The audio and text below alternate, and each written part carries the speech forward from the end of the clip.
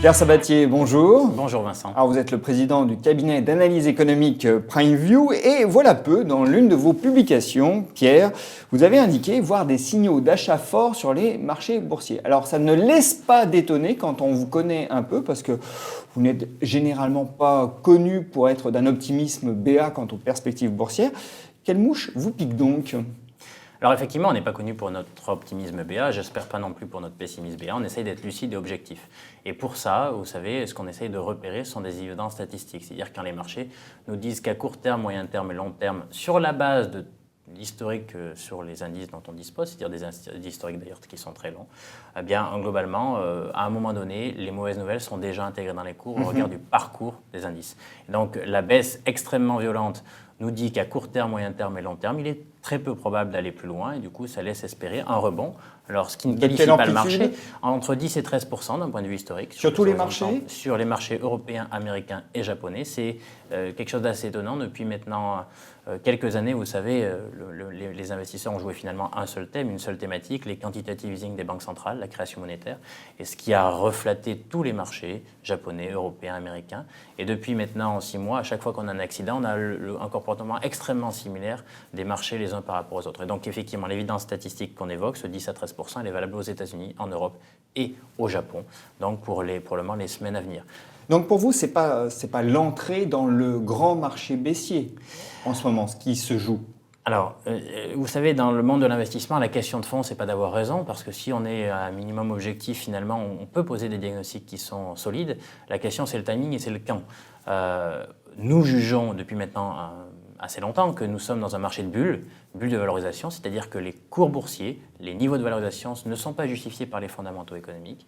Mais pour véritablement que nous rentrions dans un bear market, il faudra un catalyseur.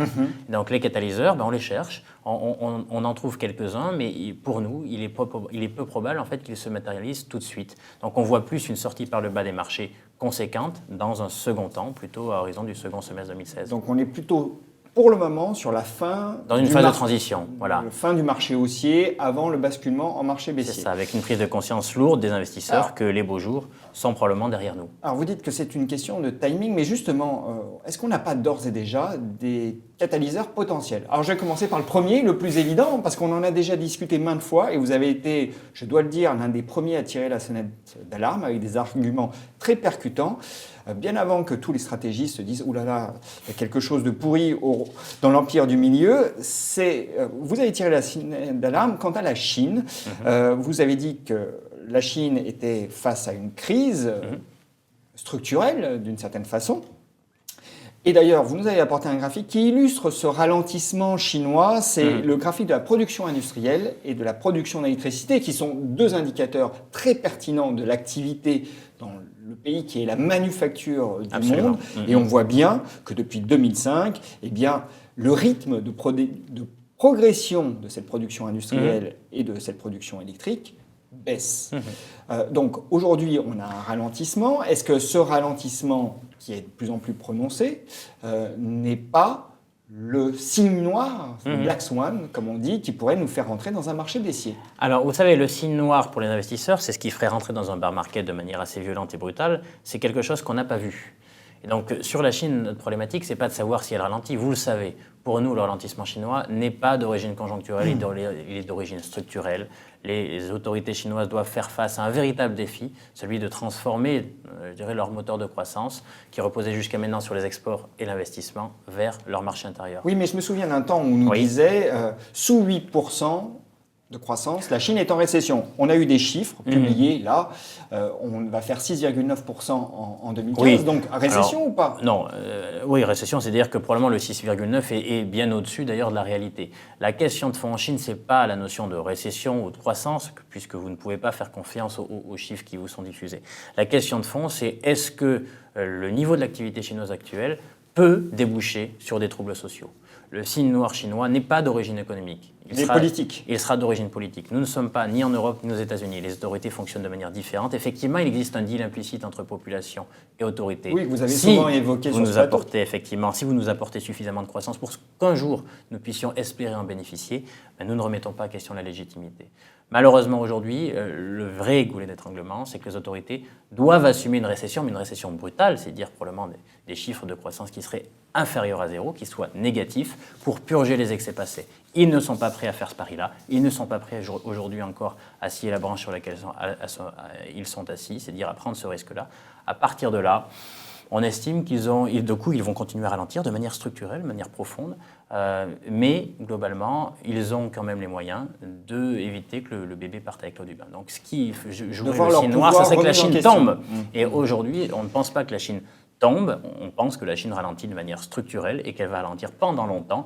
Ça légitimera surtout des prix des matières premières vers le bas, mais pour nous, pas un véritable signe noir. Donc on écarte, selon vous, le signe noir chinois, puisqu'il n'y aura pas de crise politique majeure en Chine. Sauf à avoir les Chinois dans la rue, mais ce n'est pas aujourd'hui le scénario le plus probable. D'accord. Alors, deuxième menace, aujourd'hui, elle se situe peut-être du côté des États-Unis. On a un graphique qui est assez parlant et il illustre la progression des marges du S&P 500 ces dernières années.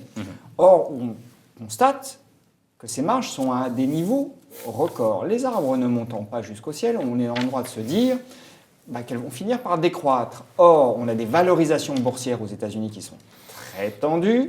Si les marges décroissent, eh bien, on aura un impact sur les cours de bourse. Est-ce que ça ne pourrait pas nous faire rentrer en marché baissier, Pierre ? Vous avez tout à fait raison. Il est probable d'ailleurs que la problématique du fin de cycle bénéficiaire de profitabilité aux États-Unis survienne avant d'ailleurs les problématiques véritablement chinoises de rupture en Chine. Maintenant, la question, c'est quand ? Vous avez raison, si vous pensez tout de suite, la saison de publication de résultats d'ailleurs débutant aux États-Unis, que les taux de marge aux États-Unis vont décroître et matérialiser une fin de cycle, vous savez combien ça coûte une fin de cycle bénéficiaire ? On a regardé sur tout l'historique dont on dispose. Une fin de cycle bénéficiaire, ça coûte entre 4 points et 6 points de marge nette. Avec des marges de 10% qui sont sur des sommets historiques actuels, ça provoquerait, je dirais, une baisse des profits absolument colossale, de l'ordre de 35%. C'est la chute des profits qui correspond à une fin de cycle. Alors, je ne sais pas s'il apparaît d'ailleurs, mais on a un tableau qui résume un petit peu cet impact boursier et cet impact sur les marges du retournement des bénéfices. Absolument. Donc vous disiez, c'est une baisse de 35%. C'est ça, en termes réels, les bénéfices baissent de 35% lorsqu'on change de cycle. C'est ça ? Absolument, sur 29 mois. En durée médiane. Tout à fait. Et alors, traduction boursière, c'est la colonne prix.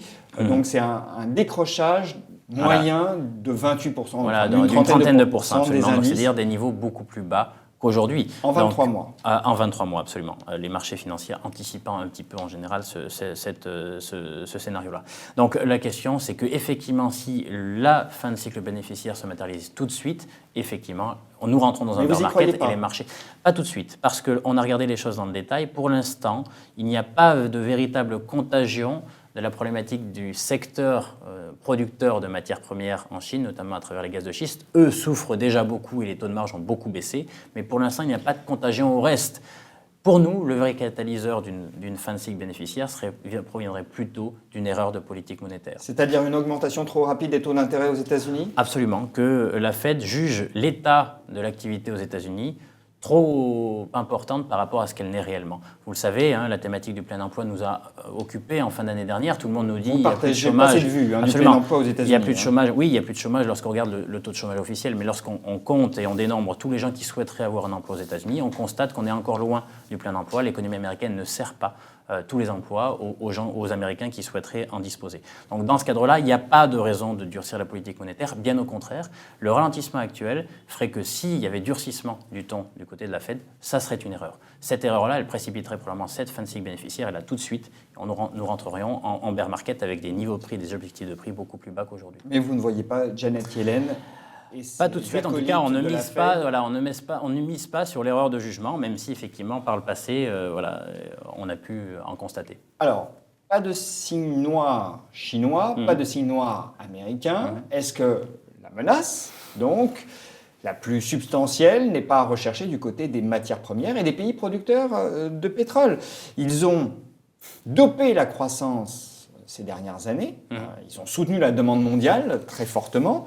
Or, la baisse des cours du pétrole a une incidence directe sur leurs comptes courants et sur leurs déficits ou leurs excédents budgétaires, s'il en reste.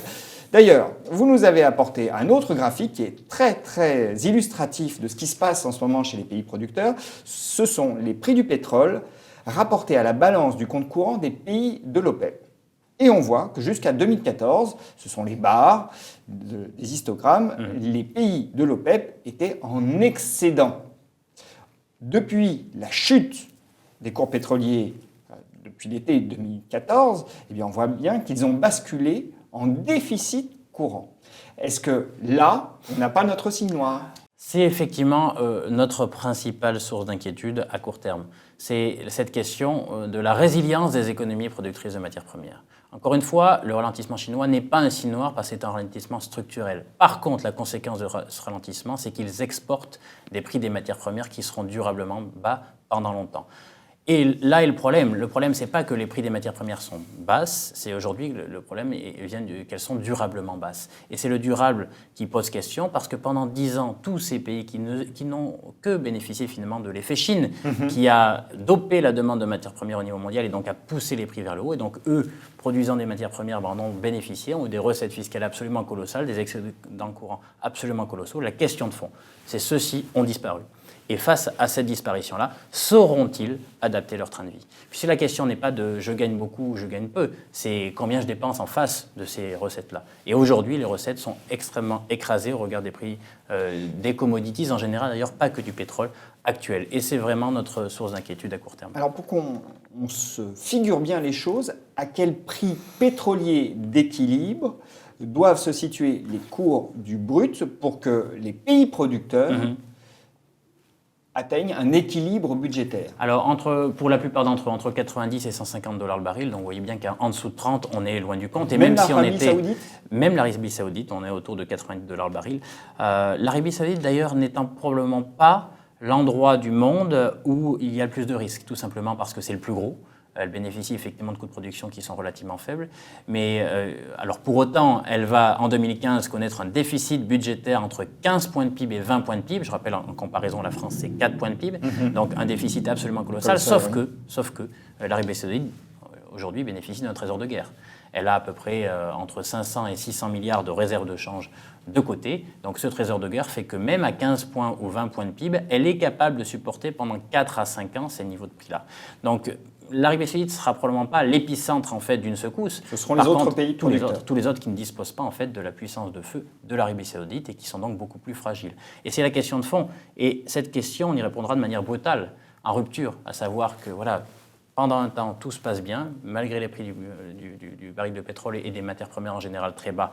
Globalement, je ne change pas mon comportement jusqu'au moment où je ne paye plus. Je paye plus soit les créanciers à l'international, à travers la dette que j'ai levée, soit mes fonctionnaires, si effectivement je ne distribue plus de masse salariale. Donc, il n'y a plus de consommation, donc il n'y a plus de croissance. Et là, vous pas tombez plus de recettes, donc c'est Et donc là, on a véritablement un risque systémique. C'est véritablement le vrai signe noir. Alors, donc cessation de paiement, donc des créanciers internationaux. Et la machine se grippe. La machine se grippe. Si vous avez un des acteurs face à des qui tombe, défauts de paiement, et donc impact sur l'ensemble de l'économie mondiale. Bien sûr, et là vous rentrez naturellement dans un bear market généralisé d'ailleurs à l'ensemble des actifs. Seules les obligations des grands pays comme les États-Unis ou l'Europe en bénéficieraient avec des taux qui resteraient au plancher. Alors j'ai bien entendu que vous disiez, bon, la question c'était plus celle des dépenses qui ne sont pas ajustées face à des recettes qui diminuent, mais j'ai tout c'est du train de vie, oui, effectivement. Oui, j'ai tout de même en tête ce chiffre qu'on entend énoncer régulièrement sur les marchés. Le baril de pétrole produit par les Saoudiens leur revient à 4 $. Donc même à 30 $ le baril, ils gagnent amplement leur vie. Oui, mais ça, encore une fois, ça revient en fait aux notions de dépenses associées. Vous gagnez bien votre vie, tant mieux pour vous, mais si vous dépensez plus que vous ne gagnez, même si vous gagnez très bien votre vie, globalement, vous êtes en déficit et donc vous êtes dépendant des autres. Donc la question, elle est là, et y compris en Arabie Saoudite, aujourd'hui, le déficit public, il est colossal, et pour le financer, alors, encore une fois, l'Arabie Saoudite est un cas à part, puisque effectivement, c'est ceux qui bénéficient d'un coût de production plus faible, quasiment au monde. Les autres ne sont pas dans ce cas-là. Alors, on arrive bientôt au terme de cette émission, Pierre, mais est-ce qu'on peut espérer voir tout de même un rebond des matières premières, et notamment du pétrole? Parce que les arbres ne montent pas jusqu'au ciel, mais les couteaux tombent rarement jusqu'au plancher. C'est ça, voilà, où c'est jamais la fin du monde.